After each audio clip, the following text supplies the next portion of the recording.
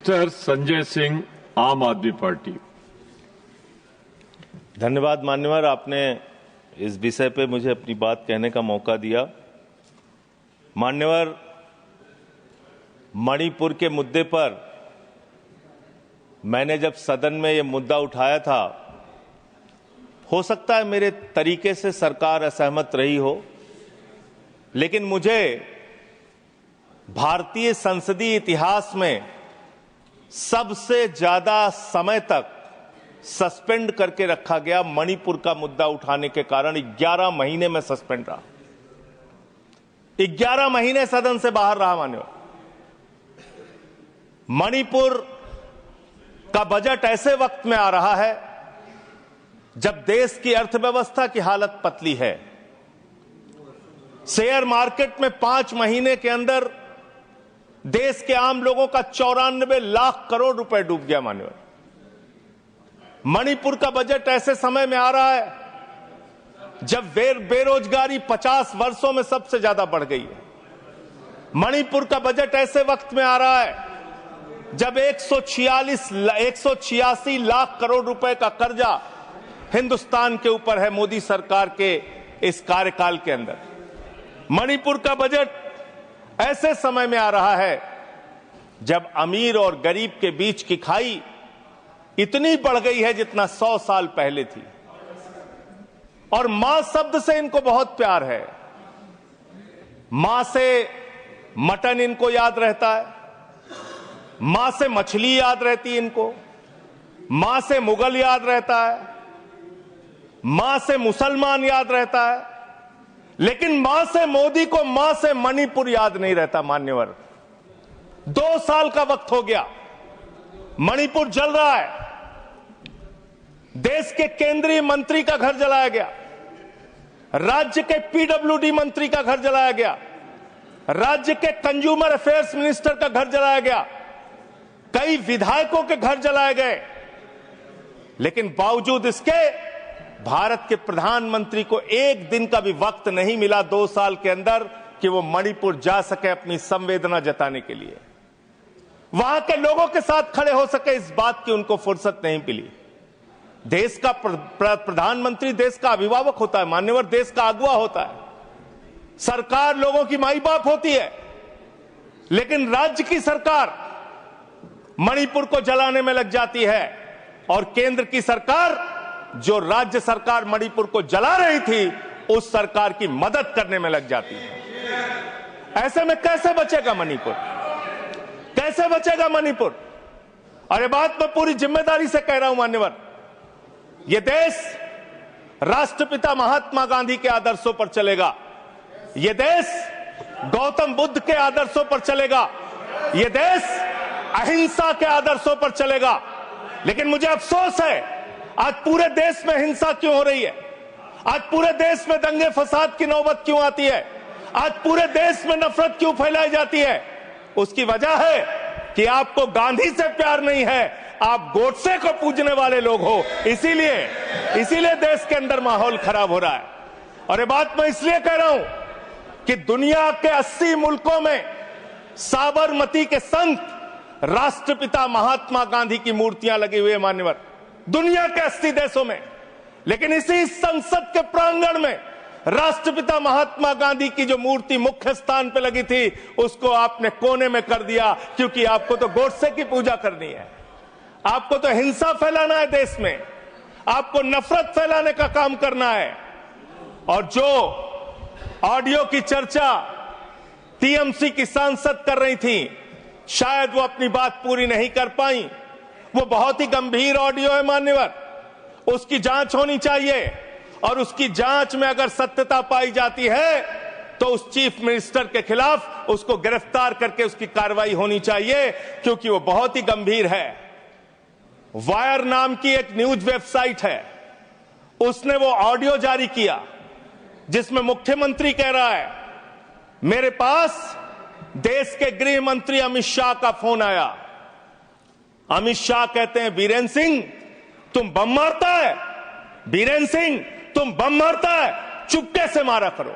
ये देश के गृह मंत्री और राज्य के मुख्यमंत्री के बीच की देश के गृह मंत्री मंत्री और राज्य के मुख्यमंत्री के बीच की चर्चा है और ये ऑडियो सार्वजनिक होना चाहिए। इस ऑडियो की जांच होनी चाहिए। इस ऑडियो का पता लगना चाहिए कि वो जो मुख्यमंत्री बोल रहा था बीरेन सिंह, वो सच बोल रहा था या गलत बोल रहा था। पूरे देश को इसका पता लगना चाहिए। मान्यवर उस ऑडियो की जांच होनी चाहिए। मान्यवर, आप बजट की बात कर रहे हैं, मणिपुर के लिए आपने क्या किया? मान्यवर, राज्य सरकार को, केंद्र सरकार की जो राज्य सरकार को, मैं माननीय सदस्य, आपने जो कुछ भी कहा है उसे ऑथेंटिकेट करिएगा। ये ऑडियो सार्वजनिक है सर, ये ऑडियो सार्वजनिक है, इसको दिखा देंगे। सर, आपने ऐसा राज्य जो आज बदहाली में है, जहां पे लगभग 300 लोगों की जान जा चुकी है, 60,000 लोग बेघर हो चुके हैं, उस राज्य में जहां पे 5,000 घर जलाए गए लोगों को, उस राज्य में जहां पर 386 धार्मिक स्थान, जिसमें मंदिर है, चर्च है, मस्जिद है, तमाम धार्मिक स्थानों को जलाने का काम किया गया। आज उस राज्य को मदद देने की बात आती है जब जो राज्य बाढ़ से प्रभावित रहा, जहां 18,000 लोग बाढ़ से प्रभावित हुए, 24,000 घर बाढ़ में बुरी तरीके से तहस नहस हो गए, 1.88 लाख लोग उस पूरे बाढ़ में उसकी चपेट में आए। मान्यवर, ऐसे राज्य को जब मदद देने की बात आती है तो मुझे बहुत अफसोस के साथ कहना पड़ता है, आपने बजट में जो बढ़ोतरी की है, 34,899 करोड़ का बजट 2024-25 में था और उस बजट को रिवाइज किया आपने, बजट को कर दिया 32,656 करोड़ रुपए। और फिर उसी बजट को जब आप 25-26 में लेके आ रहे हैं तो मात्र 5.5% आपने बढ़ाया और उसको करके 35,103 करोड़ रुपए का बजट आपने किया। ये आपके मणिपुर के प्रति आपकी धारणा है, आपकी योजना है। आपने सेंट्रल केंद्र सरकार के द्वारा जो स्कीम चलाई जाती है, उसमें आपने मणिपुर के साथ कितना भेदभाव किया है, उसकी एक तस्वीर आपके सामने रखूंगा। प्रधानमंत्री आवास योजना में 72% पैसा आपने कटौती किया। आयुष्मान भारत योजना में 78% पैसा आपने कटौती किया। ओबीसी स्कॉलरशिप में 58% पैसा आपने कटौती किया। राष्ट्रीय ग्राम स्वराज अभियान में 42% पैसा आपने कटौती किया। प्रधानमंत्री गरीब कल्याण अन्न योजना में 60% पैसा आपने कटौती किया। राष्ट्रीय कृषि विकास योजना में 20% पैसा आपने कटौती किया। बेटी बचाओ बेटी पढ़ाओ अभियान में उस राज्य के अंदर जहां पे महिलाओं के साथ रेप की घटनाएं हुई, बलात्कार की घटनाएं हुई, उस राज्य के अंदर जहां एक कारगिल योद्धा की पत्नी को निवस्त करके घुमाया गया, उस राज्य में बेटी बचाओ बेटी पढ़ाओ के नाम पे आपने 49% बजट में कटौती करने का काम किया। वहां पर आंगनबाड़ी सेंटर्स में 93% बजट में कटौती करने का काम किया। आपने शेल्टर जो वहां पे बनाने थे लोगों के लिए, उसमें 73% बजट में कटौती किया। शक्ति सदन सामर्थ्य योजना में 60% आपने बजट में कटौती किया। साक्षी निवास सामर्थ्य योजना में 81% बजट में कटौती किया। ये आपकी सेंट्रल स्कीम है जो आपने राज्य सरकार के साथ भेदभाव किया और वहां पे कटौती करने का काम किया। क्यों ऐसा कर रहे हो आप? आपने मणिपुर को 2 साल तक जलाया। आप देश भर में नफरत फैलाने का काम करते हैं। आपका ध्यान देश की अर्थव्यवस्था पे नहीं, देश की बेरोजगारी पे नहीं, किसानों पे नहीं, महंगाई पर नहीं। आप दिन रात औरंगजेब औरंगजेब औरंगजेब औरंगजेब, जनता कह रही है कट गई जेब कट गई जेब कट गई जेब, लोगों की जेब कट रही है, आप औरंगजेब औरंगजेब औरंगजेब चिल्ला रहे हैं। अरे हिंदुस्तान की चिंता करो, हिंदुस्तान की चिंता करो, राष्ट्रपिता महात्मा गांधी की चिंता करो, गोडसे के रास्ते पर मत चलो।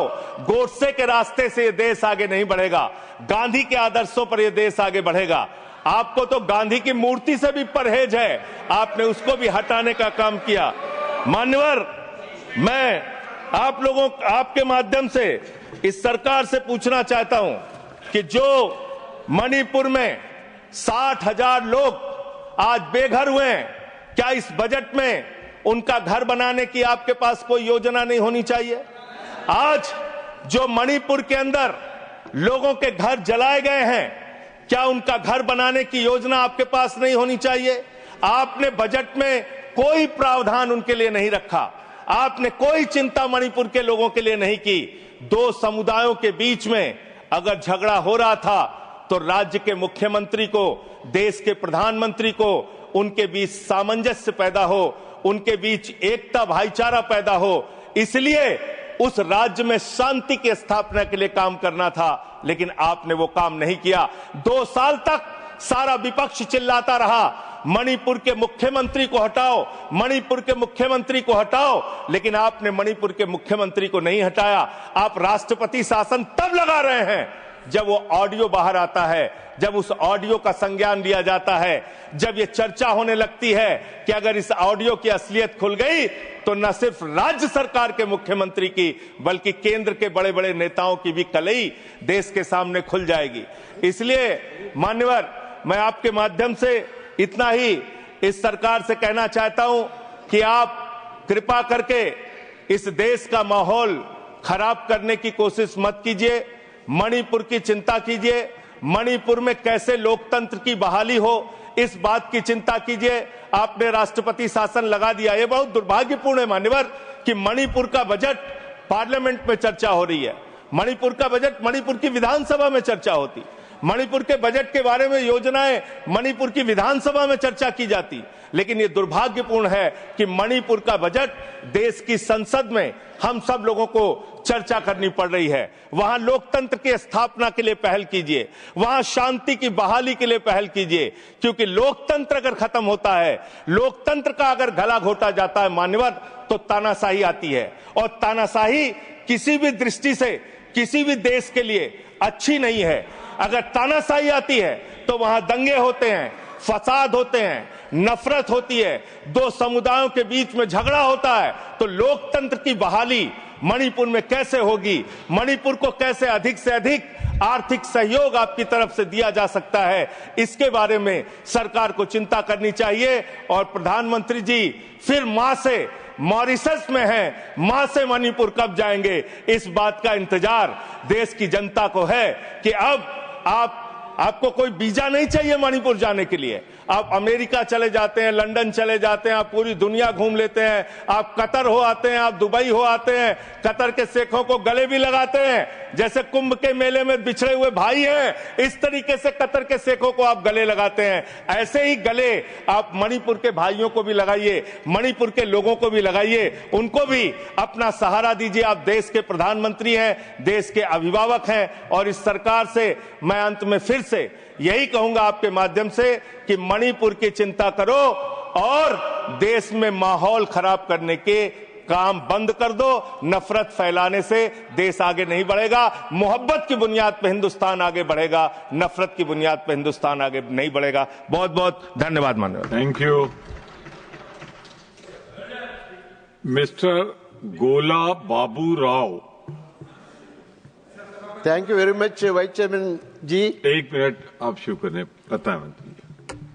सर पास करो सर, टाइम आदरणीय संसद महोदय बात करते हुए sir kindly give me some government of India का प्रोसीडिंग के संबंधित गृह मंत्री के ऊपर बेबुनियाद आरोप किया है।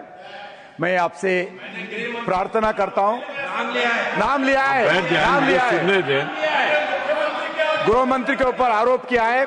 मैं आपसे अनुरोध करता हूं, अगर ये आधार उनके पास है तो जरूर सभा के सामने रख सकते हैं, नहीं तो उनको माफी मांगना चाहिए, रिकॉर्ड से निकालना चाहिए। मैं माफी मांगने के लिए डिमांड कर रहा हूं। ये बिल्कुल बेबुनियाद है, ऐसे गलत बात करना, ये संसद के सामने लोगों को गुमराह करने के लिए प्रयास करना बिल्कुल गलत है। मैं आपसे अनुरोध करता हूं, वो रिकॉर्ड जो भी है सभा के सामने रखो, नहीं तो सारी इस देश के जनता के सामने माफी मांगने का डिमांड करता हूं।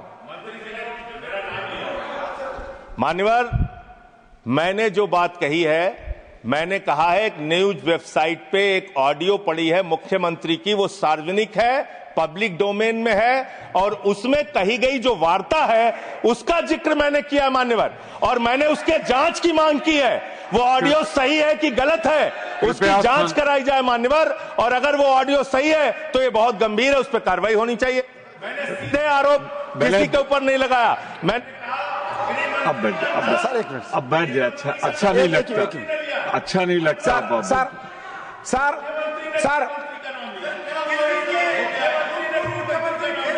मैं आग्रह करूंगा, माननीय मंत्री जी अपना स्थान ग्रहण करें।